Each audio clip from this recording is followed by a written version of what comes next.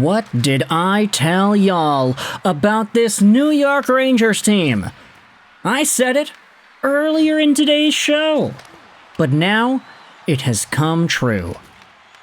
It's alive. They're alive! The New York Rangers have defeated the Montreal Canadiens 4-3 at the Bell Center. And from the Habs' point of view and me, I gotta go out there and say, you can't win them all, right? Unfortunately.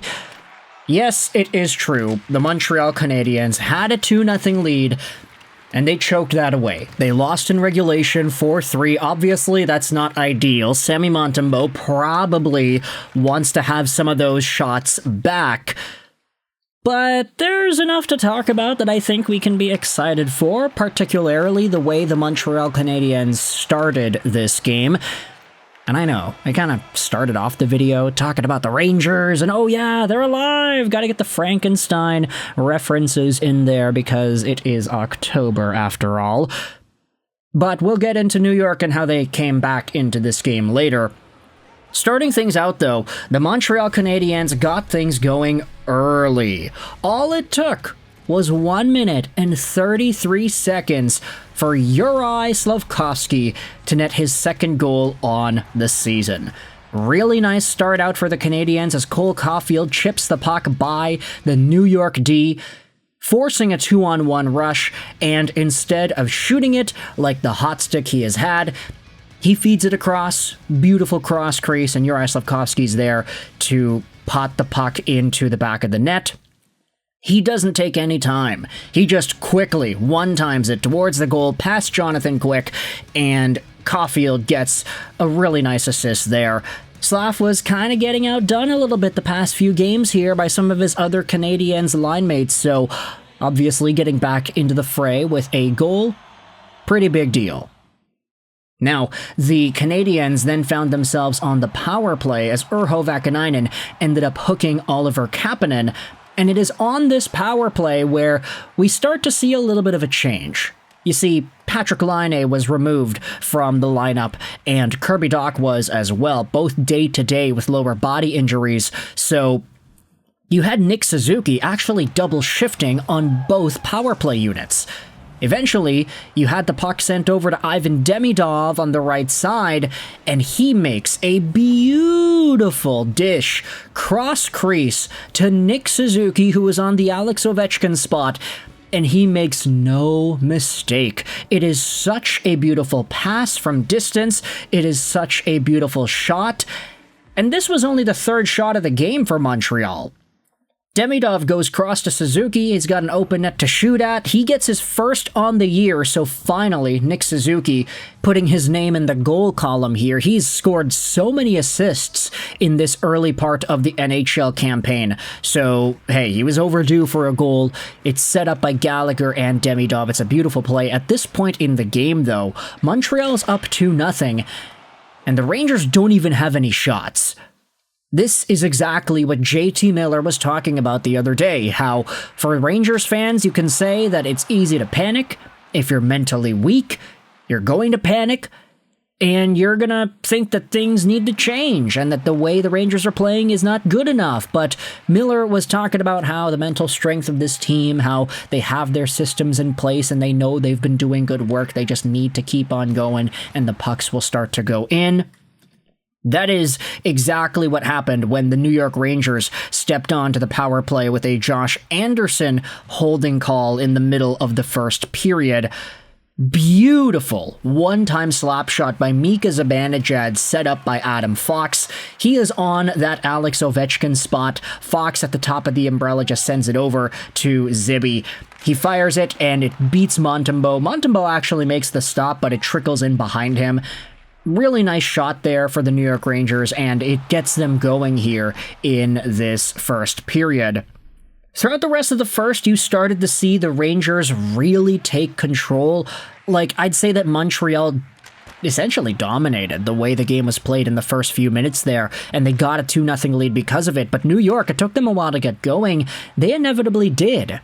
get going. With zone time, possession, a lot of opportunities themselves. Matt Rempe had a wide open net opportunity towards the end of the first, but he ended up fumbling it, unfortunately not getting it to go. But into the second period, this is where we start to see a lot more rough stuff. There are no goals scored in the second, but we do have ourselves Arber Xhekaj and Sam Carrick going after one another. This is because Carrick ended up nailing Lane Hutson into the boards, and Hutson, obviously not a big guy, smaller guy, and a young player in the NHL. You gotta stand up for your young players. That's exactly what Arber Xhekaj did immediately after, coming into the fray and fighting Carrick because of that. Eventually, after the fight's over, you see Jonathan Quick yapping away at Lane Hutson. I thought that was kind of funny. Jonathan Quick has been such a pro in the NHL for a long time, but he does have a mouth on him, so there he goes, going after Lane Hutson. Second period didn't see any goals, but the third period did. This is where JT Miller got on the board nice and early, 34 seconds in.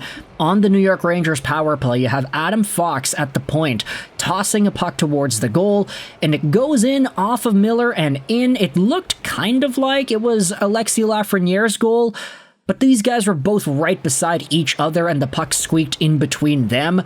Miller's kind of pointing to Laff, and then eventually the replay shows that it might have just been Miller's, so there's JT Miller with his second goal on the season, it looks like at least.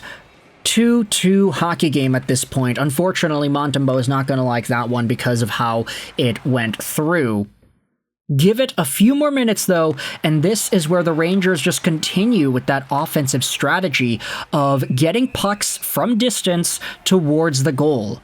You have Panarin and Connor Sheary setting up Matthew Robertson from the point with a blistering one-time slapper.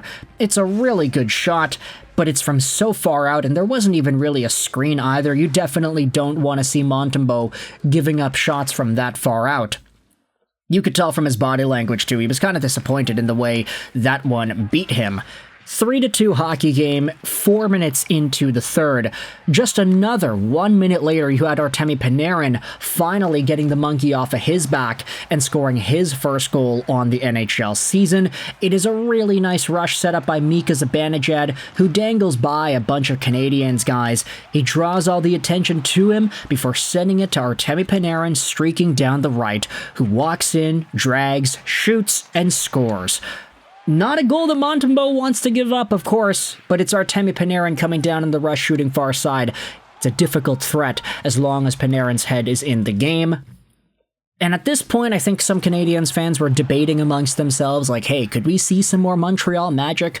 Could we see the Canadiens bounce back with yet another comeback victory, or at least tie it up and get it to overtime again?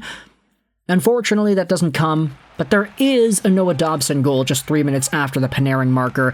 It is his first goal on the season and his first goal as a Canadian. It's a really nice shot here, a long one from the right side point that Dobson just tosses towards the goal and it beats everybody. Assists go out here to Jaden Struble as well as Josh Anderson. 8:26 into the third period. That is the 4-3 Canadiens goal, but it's too little too late as the Rangers inevitably hold on and win this game with that same score. You can't win them all if you're the Montreal Canadiens, unfortunately, and for Sammy Montembeault, unfortunately, you can't make all the saves you want to make. But it was nice to see Nick Suzuki and Noah Dobson finally get out there with goals of themselves, and this might be a pretty good lesson for the Montreal Canadiens to just try to keep the foot on the gas pedal after coming out of the gate swinging. DEMIDOV and Suzuki were so good together on the power play that I just wonder, when does Zach Bolduc get removed from that unit? Is there ever going to be a time that that happens? Do you take Slafkovsky off of the first unit instead and place DEMIDOV in there? Is there a possibility that actually happens? But ultimately, the Rangers, they came alive here. Good for them. We were saying it earlier in today's show. It was just a matter of time before the Rangers started to put up numbers, but let me know your thoughts in the comment section how this game resulted in that. If you enjoyed this video, feel free to hit the like button. If you didn't, the dislike button is down there for you as well. Thoughts in the comment section below. I hope you enjoyed this video. And bye.